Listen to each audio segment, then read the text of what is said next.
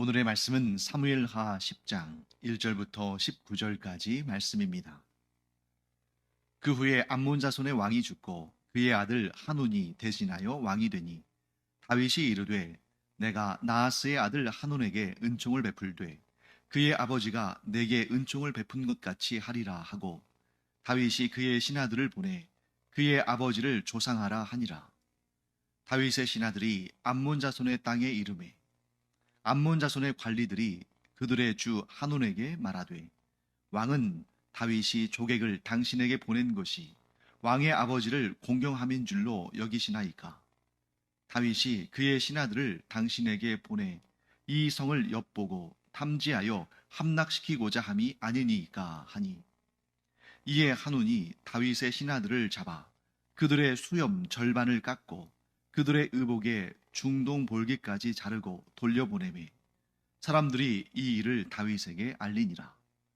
그 사람들이 크게 부끄러워하므로 왕이 그들을 맞으러 보내 이르기를 너희는 수염이 자라기까지 여리고에서 머물다가 돌아오라 하니라.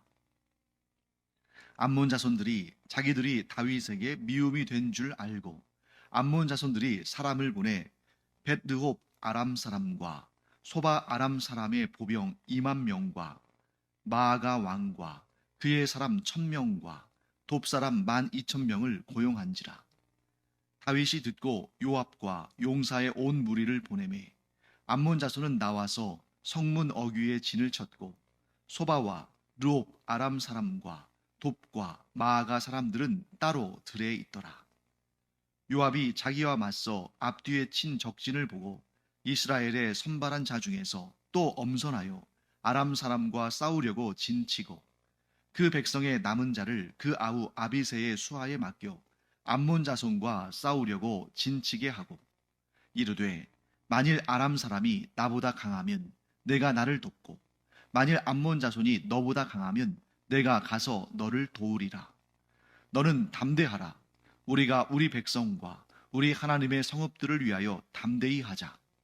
여호와께서 선히 여기시는 대로 행하시기를 원하노라 하고 요압과 그와 함께한 백성이 아람 사람을 대항하여 싸우려고 나아가니 그들이 그 앞에서 도망하고 암몬 자손은 아람 사람이 도망함을 보고 그들도 아비새 앞에서 도망하여 성읍으로 들어간지라. 요압이 암몬 자손을 떠나 예루살렘으로 돌아가니라. 아람 사람이 자기가 이스라엘 앞에서 패하였음을 보고 다 모임에 하다데셀이 사람을 보내 강 건너쪽에 있는 아람 사람을 불러내매 그들이 헬람에 이르니 하다데셀의 군사령관 소박이 그들을 거느린지라. 어떤 사람이 다윗에게 알림해 그가 온 이스라엘을 모으고 요단을 건너 헬람에 이르매 아람 사람들이 다윗을 향하여 진을 치고 더불어 싸우더니 아람 사람이 이스라엘 앞에서 도망한지라. 다윗이 아람 병거 700대와 마병 4만 명을 죽이고 또 그 군사령관 소박을 치매 거기서 죽으니라. 하다데셀에게 속한 왕들이 자기가 이스라엘 앞에서 패함을 보고 이스라엘과 화친하고 섬기니 그러므로 아람 사람들이 두려워하여 다시는 암몬 자손을 돕지 아니하니라. 네, 오늘 우리가 읽은 본문에는 암몬과 이스라엘 사이의 전쟁 이야기를 다루고 있습니다. 그 전쟁의 배경이 되는 사건이 하나 등장하는데요. 그 사건은 암몬의 왕인 나하스가 죽게 되고 그의 아들인 한운이 암몬의 새 왕으로 등극하는 그러한 사건으로부터 시작이 됩니다. 암몬 왕 나하스가 죽었습니다. 그런데 이 암몬이라는 나라는 이스라엘과 굉장히 좀 깊은 관계를 가지고 있습니다. 지리상으로도 오늘날 우리가 이 지도를 놓고 보면 이스라엘이 있고 그 다음에 요단강이 있고 그 다음에 그 동쪽으로 바로 있는 나라가 요르단이죠. 지금 그 요르단이라는 명칭은 이 요단강 이 강줄기의 이름으로 이제 그 나라명을 한 겁니다만 그 암몬이라는 나라의 후손들이 지금 그 요르단을 이루고 있죠. 이 암몬이라는 나라의 후손들. 그러니까 지금까지도 이렇게 이스라엘과 암몬 이 관계가 이 3,000년 전의 역사로부터 지금까지도 이름만 조금 바뀌었지만 계속 이어져고 있는 것을 보게 됩니다. 이 암몬 민족의 시조는 아브라함의 조카 롯의 아들 베남이죠. 그러니까 이 이스라엘은 아브라함의 후손이니까 이 암몬은 아브라함의 조카 롯의 후손이고요. 친족 시간에 있다고 해도 뭐 문제가 없는 그런 혈통상으로 가까운 그러한 나라들이라고 우리가 볼 수 있습니다. 그래서 이 암몬을 우리가 이제 성경에서 만나게 되면 암몬의 수도를 랍바라고 하는데 이 랍바라는 도시가 굉장히 유서가 깊은 도시예요. 그래서 오늘날 요르단의 수도인 암만이 바로 과거 3,000년 전에 암몬의 수도인 랍바인 겁니다. 그래서 그 중동 지방에 있는 그 도시들은 뭐 2000년 아니 뭐 3000년, 4000년 이런 유서가 깊은 도시들이 많죠. 암몬은 주로 요단강 동편에 있는 그런 이스라엘 땅을 자주 공격했습니다. 자, 왜 그러냐면 겹치는 거예요.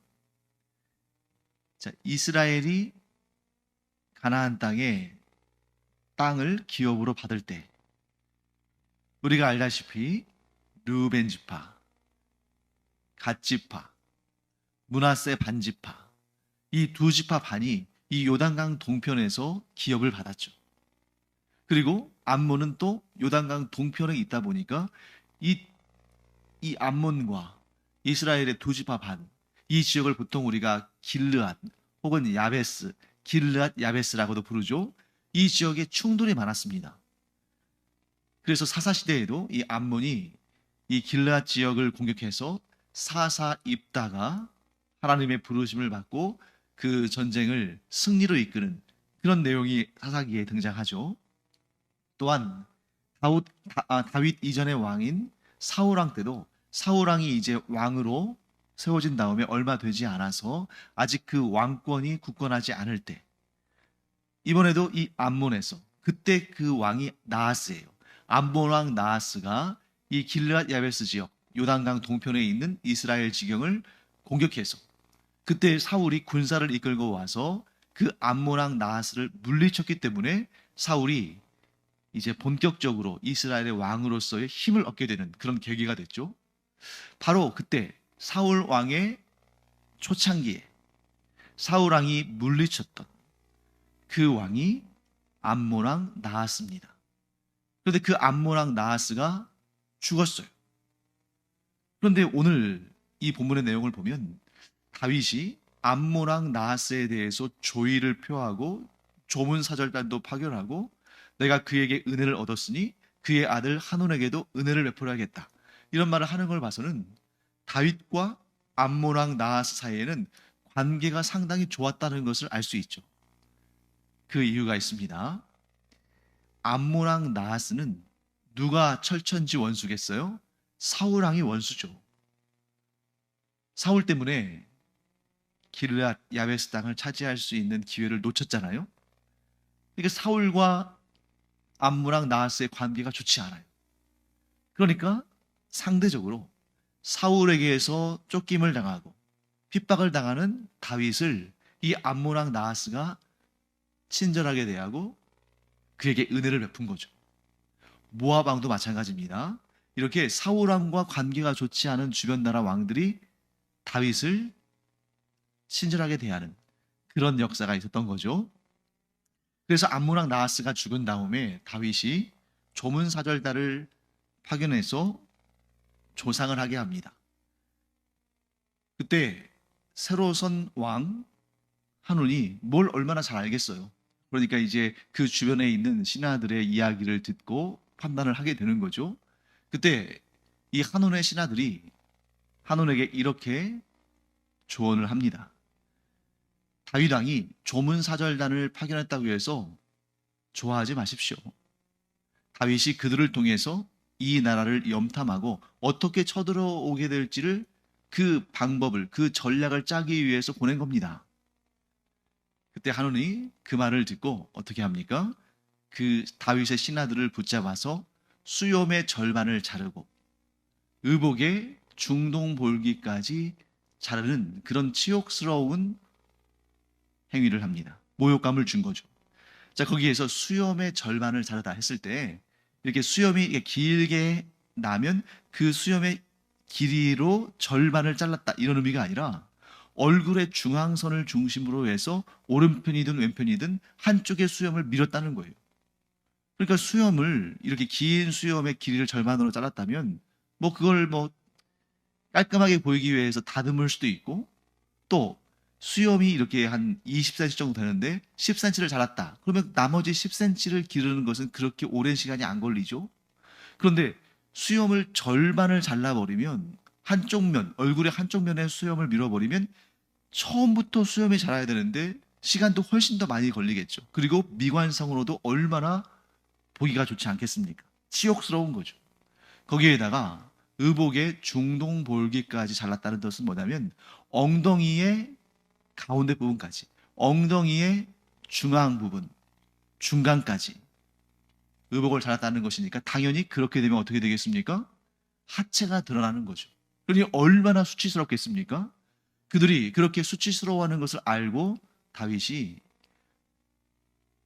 암문에서 이스라엘로 들어올 때 그 관문에 있는 도시인 여리고에서 머물면서 수염이 자라고 뭐 옷은 뭐 그냥 새 옷을 입히면 되니까요. 수염이 자랄 때까지 머물다가 돌아오라. 이렇게 배려하는 모습을 보게 됩니다. 자, 그러면 한온의 잘못은 무엇일까?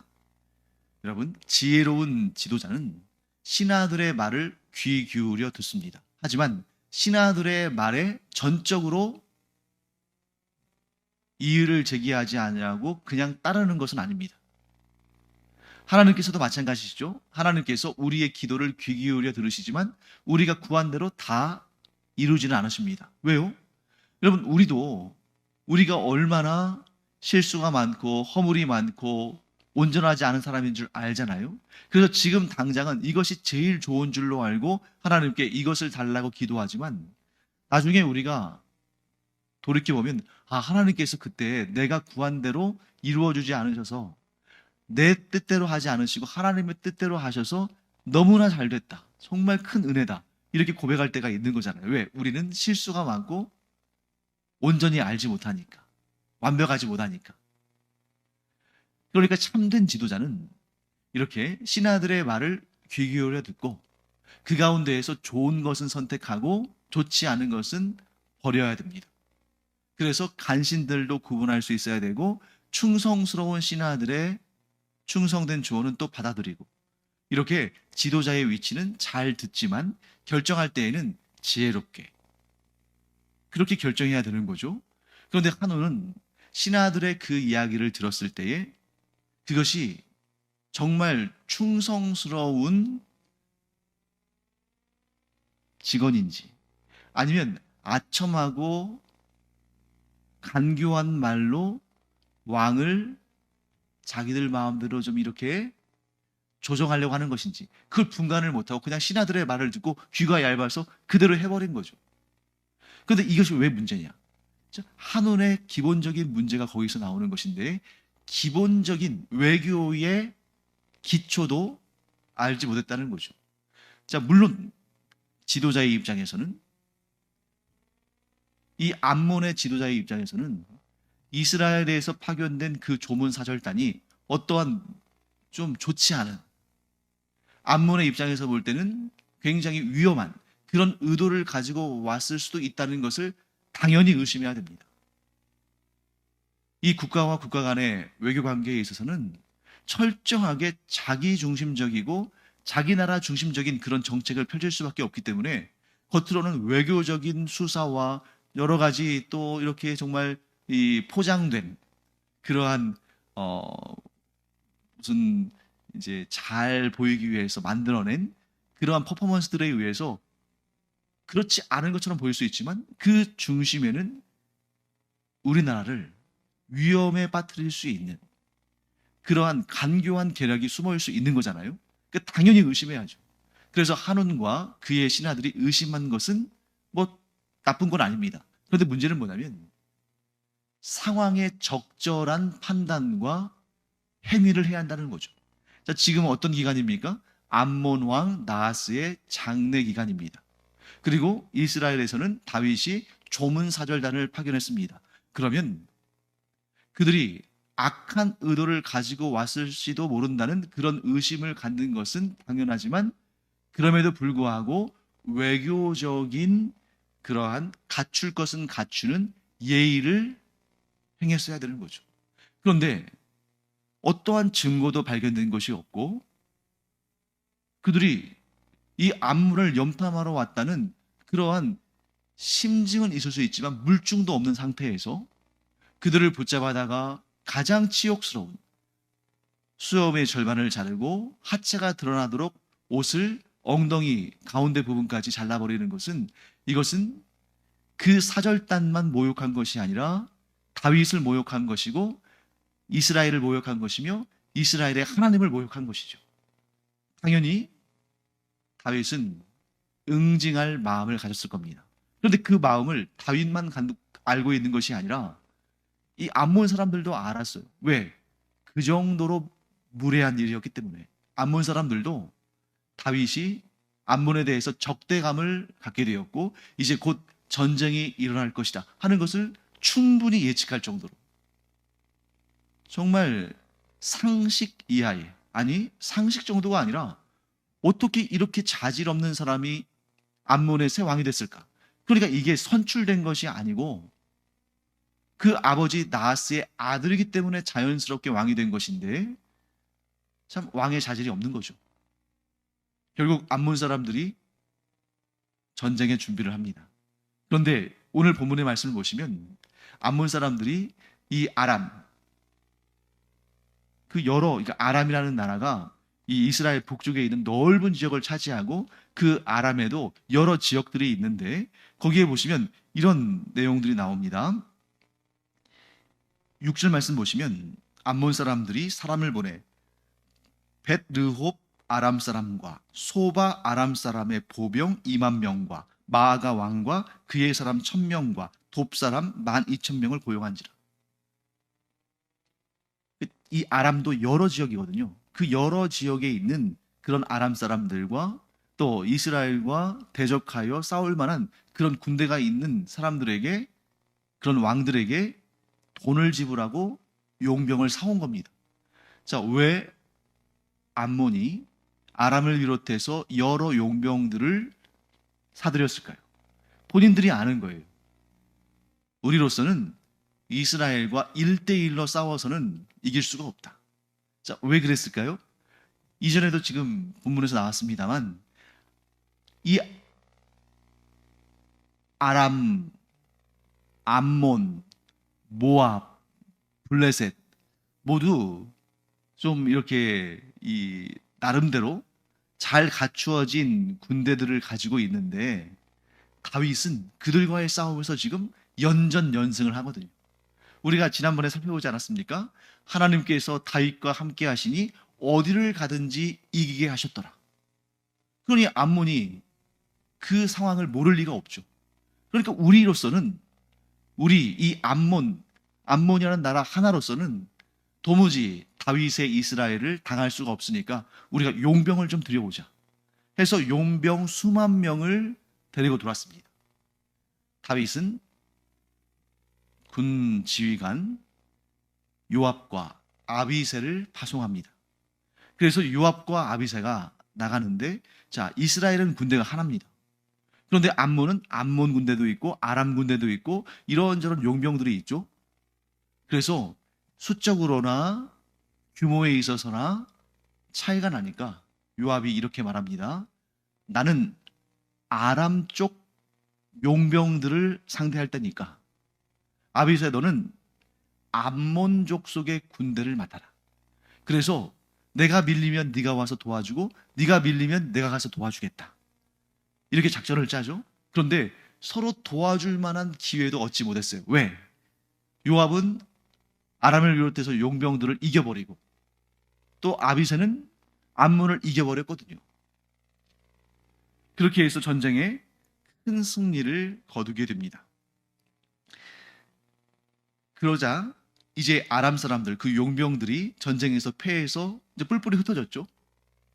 그런데 아람이 패했다는 소식을 듣고 이 소바 왕 하닷 에셀이 다시 그 사람들을 규합하여 모읍니다. 아람 사람들을 다시 불러내요. 왜 그랬냐면 우리 전에 보았습니다만 소바 왕 하닷 에셀을 다윗과 그 이스라엘 군대가 물리쳐서 이기잖아요. 그 원한이 있는 거예요. 그래서 다시 한번 싸우면 이길 것 같으니까 그 아람 사람들을 모아서 다시 한번 싸우려고 나왔는데 또 다윗과 이스라엘 군대가 이깁니다. 그래서 그 후로는 하다데셀을 따르던 이 아람의 왕들, 또 각국의 왕들이 이스라엘과 화친을 맺고, 즉 화친을 맺었다는 것은 그들이 패배한 상태에서 화친을 맺었으니까 조공을 바쳤겠죠. 그리고 다시는 암몬 자손들을 돕지 않는, 그래서 이스라엘을 대적하지 않는 그런 역사가 있었다는 것을 오늘 본문이 기록하고 있습니다. 자, 결론적으로 마지막 한 구절을 우리가 볼 텐데요. 그러면 이스라엘 군대가 승리한 비결은 무엇인가? 이스라엘이 암몬에 대해서 승리한 비결은 무엇인가? 12절에 답이 있습니다. 12절을 제가 읽어보겠습니다. 너는 담대하라. 우리가 우리 백성과 우리 하나님의 성읍들을 위하여 담대히 하자. 여호와께서 선히 여기시는 대로 행하시기를 원하노라 하고. 자, 너는 담대하라. 우리 백성과 우리 하나님의 성읍들을 위하여 담대히 싸우자. 여호와께서 선히 여기시는 대로 행하시기를 원하노라. 하나님께서 선하게 여기시는 그 결과를 이루실 줄 믿는다. 이런 말이죠. 이 말 누가 했을까요? 이 12절의 이 말을 요압이 했습니다. 여러분, 요압은 어떤 사람입니까? 권모술수의 대가죠. 그래서 다윗이 아브넬과의 언약을 통해서 북이스라엘까지 전체를 다스리는 왕이 될 수 있던 그 절호의 찬스에 요압이 아브넬을 몰래 불러다가 조용히 말하는 척하면서 칼로 찔러 죽이죠. 그 외에도 요압은 번번이 다윗의 발목을 잡을 때가 많고 그의 그 욱하는 성질을 이기지 못해서 많은 문제를 일으키고 다윗에게는 그야말로 뜨거운 감자, 그러니까 용맹하고 싸움도 잘하고 그래서 이스라엘의 군대를 이끌기에는 너무나 두말할 나위 없이 적합한 인물인데 인격적으로나 다윗과의 관계에 있어서나 참 힘들게 하는, 다윗을 힘들게 하는 그런 사람이었습니다. 그런데 그가 지금 이렇게 말하는 거예요. 12절 너는 담대하라. 지금 동생 아비새에게 하는 말이죠. 너는 담대하라. 우리가 우리 백성과 우리 하나님의 성읍들을 위하여 담대히 하자. 여호와께서 선히 여기시는 대로 행하시기를 원하노라. 오늘 저는 이 12절 말씀에서 요압에게서 발견되는 의외의 모습을 보게 됩니다. 그가 비록 많은 문제와 죄와 허물이 있고 다윗에게 정말 뜨거운 감자와 같이 삼키기도 힘들고 뱉기도 뭐하고 하는 그런 사람이었지만 그런 그임에도 불구하고 인격적으로나 또 관계에 있어서나 여러 가지 문제가 있었던 사람임에도 불구하고 그의 입에서 여호와 하나님을 의지하며 여호와 하나님을 위하여 또 이스라엘 백성들을 위하여 담대하게 힘써 싸우자는 그런 마음이 있다는 것을 보게 되는 거죠. 사실 여러분, 요압은 이스라엘 중에서도 가장 문제가 있는 사람 아닙니까? 그런데 이스라엘에 가장 문제가 있는 사람조차도 이렇게 믿음으로 하나님을 의지하며 담대하게 힘을 냈기 때문에 이스라엘이 이긴 겁니다. 이스라엘에 가장 문제가 있는 사람도 암몬의 왕 한운보다 더 훌륭했기 때문에 이스라엘이 이길 수밖에 없는 거죠. 저는 이러한 내용을 우리 가정 공동체 그리고 우리 교회 공동체에도 적용할 수 있다고 봅니다. 특히 교회 안에는 다양한 사람들이 있지 않습니까? 소위 말해서 우리가 우리 자신이 믿음을 평가할 수 있을지는 모르겠습니다만 믿음이 좋아 보이는 분, 믿음이 연약해 보이는 분, 인격적으로 성숙한 분, 인격적으로 아직 좀 어린 분, 또 여러 가지 능력과 또 성품과 언어와 행동과 이런 부분에 있어서 이 교회 공동체는 아주 많은 차이가 나는 그러한 분들의 모임인 거죠. 다 나 같을 수 없고, 또 다 나보다 못하다고 할 수도 없고, 다 나보다 훌륭하다고 말할 수도 없고, 다양한 유형의 사람들이 모여 있는 곳이 교회죠. 그래서 저는 우리 교회 공동체가 이랬으면 좋겠습니다. 모두 한결같이 똑같을 수는 없으나 믿음의 단계도 차이가 있고 신앙의 성숙이나 인격적인 또 언어적인 부분에 있어서도 편차가 심하겠지만 교회 공동체 안에서 가장 작은 자라도 인격적으로 가장 덜 성숙한 자라도 하나님을 믿는 믿음에 있어서는 악한 사탄이 감히 공격할 수 없는 그런 담대한 믿음을 갖기를 간절히 축원합니다. 그래서 우리가 믿음을 가지면 하나님을 믿고 담대하면 교회 안에서 가장 연약한 자라 할지라도 사탄이 감히 무너뜨릴 수 없는 그런 믿음의 사람들이 되기를 간절히 축원하는 것입니다. 사랑하는 성도 여러분, 성령 안에서 우리의 인격도 점점 성숙하고 우리의 신앙도 점점 더 자라게 될 줄 믿습니다. 그런데 가장 어린 단계, 가장 미성숙한 단계에 있는 성도라 할지라도 내 힘과 내 능력과 내 의지가 아니라 하나님을 견고히 붙들고 하나님을 믿어 의심치 아니하고 오직 하나님을 신뢰하고 의지함으로 영적인 승리를 거두는 그런 아름답고 복된 교회 공동체를 이루기를 간절히 축원합니다. 기도하겠습니다.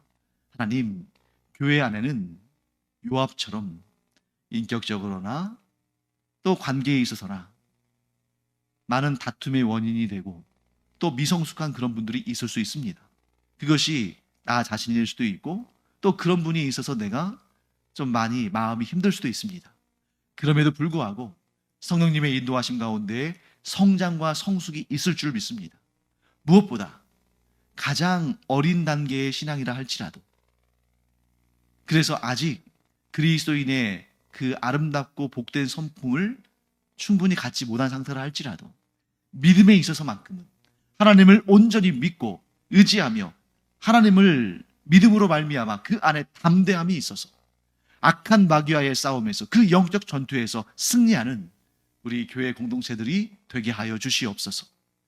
감사드리며 예수님의 이름으로 축복하며 기도합니다. 아멘. 기도하는 시간입니다. 우리는 기도를 통해서 우리 자신의 영적인 또 인격적인 성숙을 또 구할 뿐만 아니라 또 우리 교회 공동체 안에 아직 미성숙한 분들도 많이 계시잖아요.